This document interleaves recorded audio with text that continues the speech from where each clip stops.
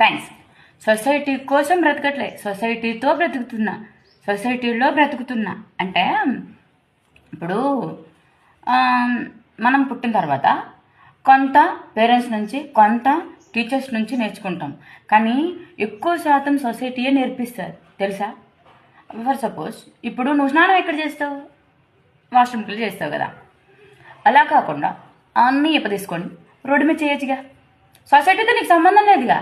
ఎవరు ఎలా చూస్తే నీకే, ఎవరు చూడట్లేదు. నీకు సొసైటీతో సంబంధం లేదు, నువ్వు సొసైటీలో లేవు, నీకు అవసరం లేదు. రోడ్డు మీద బట్టలు ఇప్పుకొని స్నానం చేయి, ఓకేనా? లేదు, నువ్వు సంసారం చేసినావు కదా, 4 గోడల మధ్యలో ఎందుకు చేస్తావు?